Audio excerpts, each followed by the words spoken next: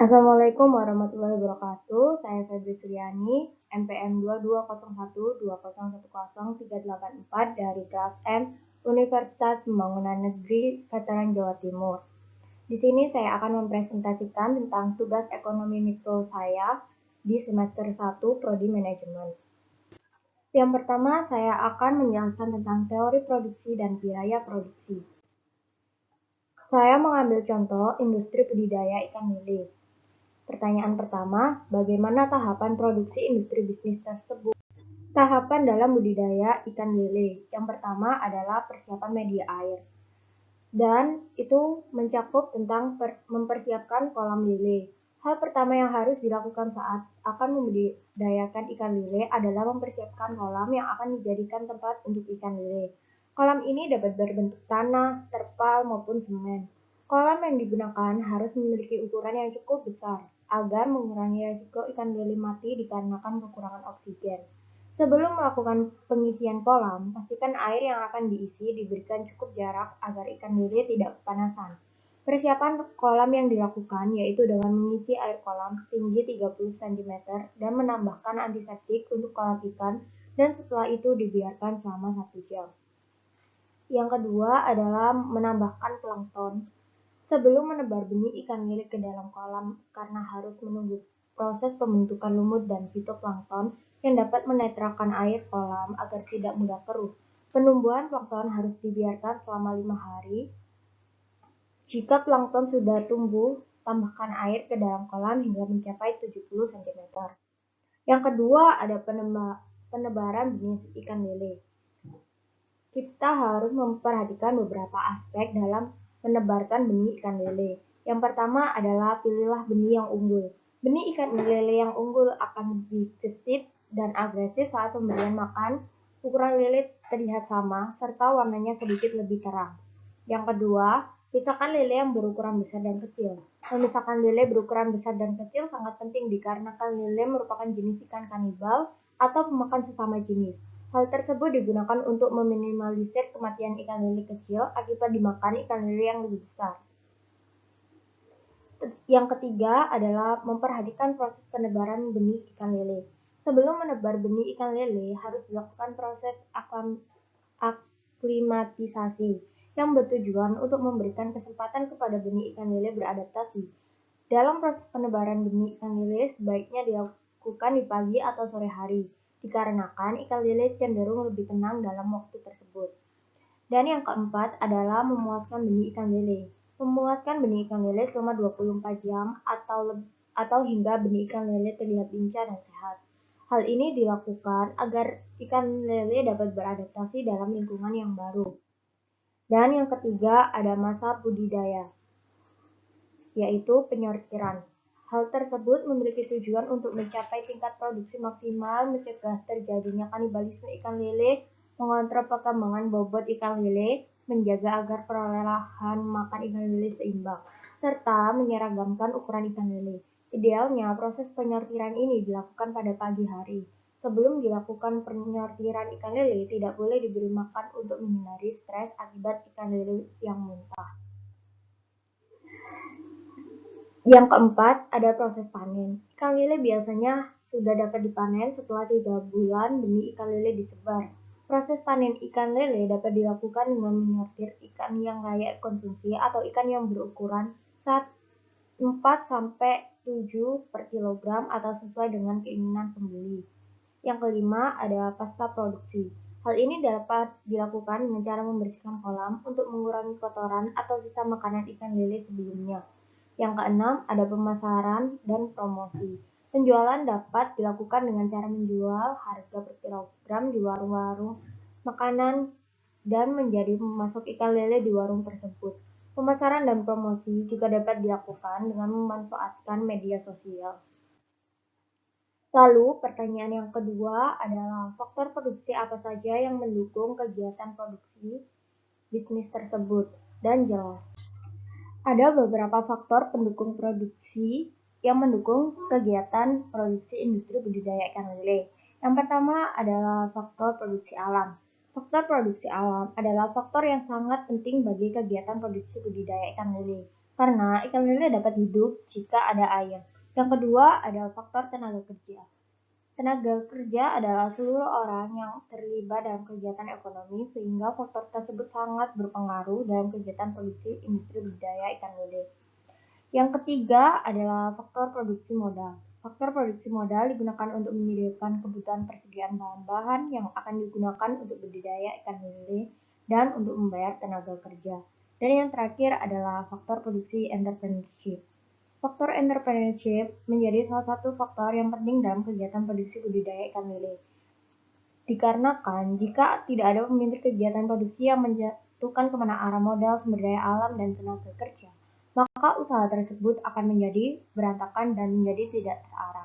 Pertanyaan ketiga adalah tentukan modal total produksi industri bisnis yang saudara pilih dan jumlah tenaga kerja di periode pertama. Di sini saya memilih untuk total produksinya yaitu 100 kg dan jumlah tenaga kerjanya yaitu 10 orang pada periode pertama. Lalu pertanyaan yang keempat adalah buatlah dan jelaskan pergerakan kurva TP, MP, dan AP apabila diasumsikan bahwa pada periode kedua sampai ke-6 total produksi dan jumlah tenaga kerja yang sudah saudara tentukan pada poin sebelumnya mengalami kenaikan masing-masing sebesar 15% dan 10% setiap periodenya. Selanjutnya, pada periode ke-7 sampai periode selanjutnya, total produksi mengalami penurunan sebesar 10%, namun jumlah tenaga kerja tetap mengalami kenaikan sebesar 10%. Jadi, sebelum membuat kurva tentang MP, AP, dan TP, kita harus membuat tabelnya dulu. Jadi, seperti yang sudah dilihat di tabel di atas, marginal produk diperoleh dari total produksi saat ini dikurangi total produksi sebelumnya. Dan average produk diperoleh dari total produksi saat ini dikurangi total produksi sebelumnya dibagi jumlah tenaga kerja saat ini dikurangi jumlah tenaga kerja sebelumnya. Dan di sini dapat kita lihat langsung, jadi yang tabel tadi itu langsung dimasukkan ke dalam bentuk kurva. Kurva yang horizontal itu menunjukkan jumlah tenaga kerja dan kurva yang vertikal menunjukkan total produksinya. Selanjutnya adalah pertanyaan kelima. Apakah yang dimaksud keseimbangan produsen? Dan jelaskan konsep keseimbangan produsen pada industri bisnis yang saudara pilih. Jadi, pengertian keseimbangan produsen. Keseimbangan produsen adalah kondisi di mana produsen berupaya memproduksi secara efisien dengan memaksimumkan tingkat produksi dan meminimumkan tingkat biaya. Kondisi keseimbangan produsen dianggap produksi yang efisien. Memaksimumkan tingkat produksi akan tergambar dari kurva isokan tertinggi yang dapat dicapai dalam keseimbangan produsen. Sedangkan meminimumkan biaya yang akan tergambar dari isokan yang meminimumkan yang dapat dicapai.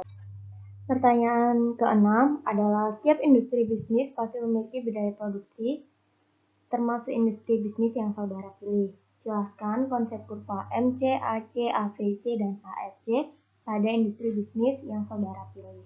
Jadi, MC atau marginal cost atau yang biasa disebut sebagai biaya marginal adalah biaya yang dikeluarkan untuk memproduksi satu produk tambahan.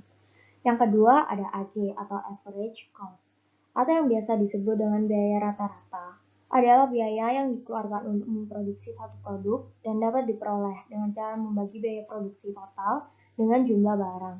Yang ketiga ada AVC atau average total cost atau yang biasa disebut biaya total rata-rata adalah biaya total dari keseluruhan komponen biaya produksi dibagi dengan jumlah output yang dihasilkan.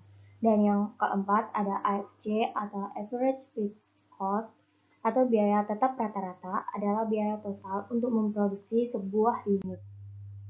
Pertanyaan ketujuh adalah apa yang terjadi bila industri bisnis yang saudara pilih mengalami DRTS atau Decreasing Return to Scale. Jadi, Decreasing Return to Scale atau DRTS adalah kasus bila mana peningkatan semua input dengan jumlah yang sama menyebabkan peningkatan total output yang kurang proporsional. DLTS juga dapat diartikan skala hasil menurun jika penambahan satu unit faktor produksi menyebabkan output bertambah kurang dari satu unit. Jadi, untuk mengatasi DLTS adalah mencari cara untuk meningkatkan efisiensi produksi, misalnya dengan menggunakan teknologi sehingga dapat mengurangi pengeluaran untuk membayar tenaga kerja. Yang kedua adalah meningkatkan harga jual produk, lalu mengubah struktur bisnis dengan cara menambah proses distribusi ke konsumen yang lebih luas. Dan yang terakhir adalah mempertimbangkan untuk tidak terus produksi jika tidak ada peningkatan profit. Selanjutnya adalah pasar.